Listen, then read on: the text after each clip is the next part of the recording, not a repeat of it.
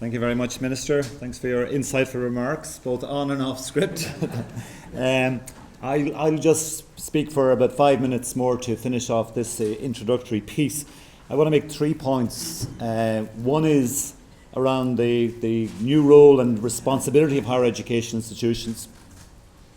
Number 2 is really look at Ireland itself in terms of the higher education system, and a few brief examples here on what DCU itself is trying to do in that regard, and a few final comments around HEInnovate itself. I think the first major point to make is that the role and responsibility of higher education institutions, particularly publicly funded ones, is changing dramatically. While previously there was a general view about universities being a public good and affecting upward social mobility in a broad sense, now much more is being expected of universities. In fact, they're an essential part of government policies around the whole innovation agenda itself. The question's being asked, what steps are, and you heard it from the Minister, what steps are universities and institutes of technology and higher education institutions taking to enhance graduate employability? What are their contributions to national economic growth and regional economic development? What steps are being taken by HEIs to stimulate the birth of new enterprises? How are they contributing to innovation in existing firms, and so on? And the universities and higher education institutions that respond most effectively to these questions are the new innovative and entrepreneurial universities. And what we've learned from the reviews from HEInnovate, there's no single model. There's no single model. There are many ways of doing this, but I think it's important, particularly when using taxpayers' monies, that we respond in a manner that actually delivers value back into the society and back into the economy. And today is a particularly good time for Ireland to be talking about this. The timing couldn't be better for us. Just this morning announced that Ireland has risen to 7th place from 16th in the IMD Global Competitiveness Yearbook ranking. 61 countries benchmarked and evaluated, and Ireland's jumped 9 places to number 7 in the world. And that measures many things, but including the broader competitive environment, including the skills of our graduates, including the attractiveness of investment opportunities for companies, and that's very significant. And a very good example just yesterday, Amazon announced ahead of schedule 500 new jobs. They happen to be in the Dublin region, but there are many in different parts of the country. But they said very clearly taxation was important, but the main attractive feature for them was the ability to attract talent, both within Ireland and from across Europe. And again, very relevant what universities are doing within the HEInnovate context.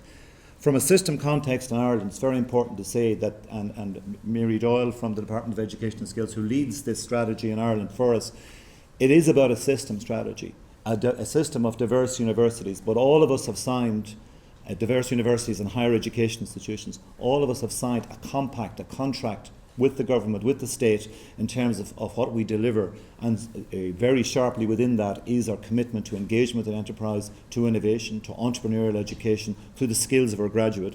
And so I think the role that higher education institutions in Ireland is playing in terms of both national economic development, foreign direct investment attraction, creation of the startup ecosystem, graduate skills both at national level and at regional development level, I think that's to be applauded. And I think that's why I think the relevance of the country review couldn't have been more timely for us to learn of the comparative nature of how we're performing on the European basis, but also to take seriously the recommendations.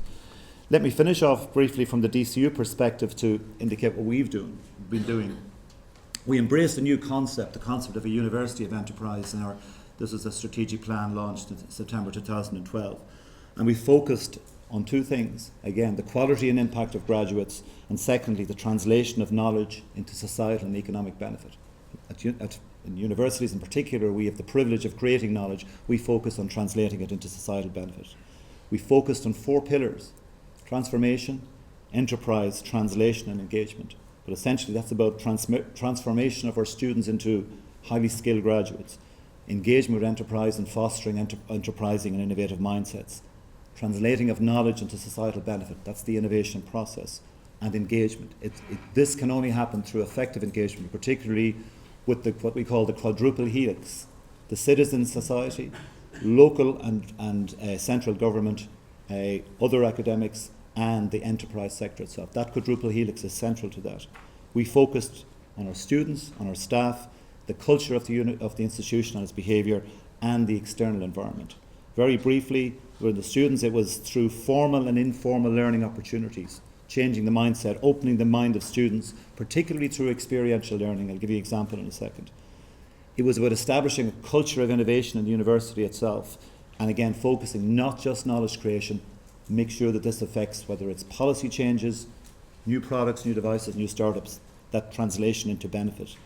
And externally, it was about engagement nationally, regionally, globally, connected into the ecosystem itself. Let me give you just 4 or 5 brief examples and I'll finish off then. We, in consultation with employers, over 70 employers, they identified for us the important transferable skills that graduates should have. To emphasise these again, and this consistent message: graduates should be creative and enterprising, effective communicators, problem solvers, globally engaged, good at leadership and showing initiative, and recognising that learning is a continuous process. More than 70 companies said that consistently to us, and that's embedded in all our degree programmes now. One of the most exciting things we did was provide a framework of opportunities for undergraduate students in terms of startups, both commercial entrepreneurship and social entrepreneurship. Remarkable case studies of these right across our startup initiative, UStart, Enactus, which is a global competition for social entrepreneurship. DCU won the national competition last week and go on to the world finals in Canada in a few months' time.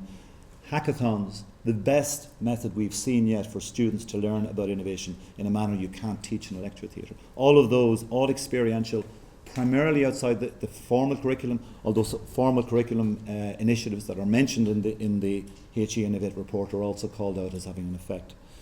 We introduced the President's Award for Innovation. Again, interestingly, we have an award for academic staff, for professional and administrative staff, and for students. The biggest submissions every year are from the professional and administrative staff, recognising that innovation is for everybody. Everyone can be a problem solver. We defined innovation, and it happens with a clear formulation of a problem statement, and it happens best at interfaces. It happens best through engagement. We're very fortunate in this region. If you just take ICT alone, we can drive to the headquarters of each one of those companies within 20 minutes of this university. And that makes life easier for us in terms of engagement. We have no excuses not to engage. And all of those, and we could put 20 more logos there we're working with. You could do the same in the life sciences. We set up a new innovation campus, 5 minutes walk away from here, the old Enterprise Ireland site. We can barely cope with the company numbers that want to get in there. We have over 40 companies in there already, some large ones like Veolia, Siemens, Fujitsu, then many SMEs. It's all about engagement. And that works well for us in terms of that innovation agenda itself. There's a global dimension to this. Through DCU-ASU Academy, we're part of a number of European networks for startups. Again, sharing ideas, sharing concepts, working extremely well in doing that. Internationally as well, we have a number of strong partnerships. This is the strongest one in the US. Arizona State University, recognized as perhaps the most innovative university in the United States.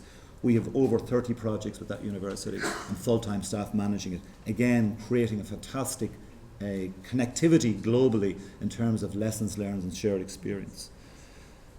We were very pleased earlier this year when colleagues at Trinity College reviewing the economic impact of Irish higher education institutions ended up with us, as we had hoped, but through our actions, coming out #1 Irish university and #1 Irish higher education institution in terms of economic impact, but more significantly, they benchmarked against UK universities.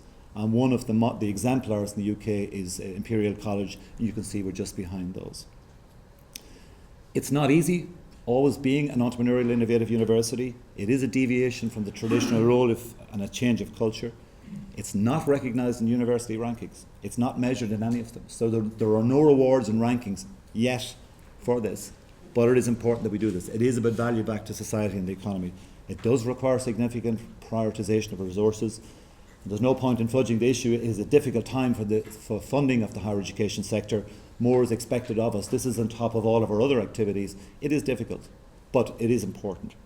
And I'll finish on that point. But just in terms of HEInnovate itself, we have found our engagement with it a hugely valuable process. As soon as it became available online, we used the assessment tool.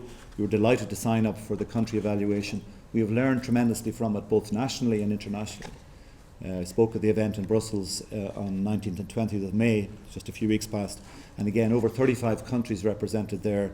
I don't know how many universities, Andrea, but many, many universities across those countries represented. A huge exchange of information. a huge exchange of best practice, and we think that's why this report is so important in terms of the independent assessment of Ireland, but also affecting policy changes at a national level and behavioural changes at an institutional level. And finally, just to thank, on my own behalf, the colleagues here at DCU behind this. Emer Roddick has led the charge in terms of engagement with HEInnovate, and Emer's here with us. Our Vice President Academic Affairs, Ethna Guilfoyle, Professor Ethna Guilfoyle, was the person who promoted it right across the university at every level, and it was a participation right across the university. See, Ethna's up there as well. And in my own office, Mary Coggan and Vicky Doyle for engaging with Deirdre and organising today's event. So I wish you well with today's event, but a very valuable one and an important one.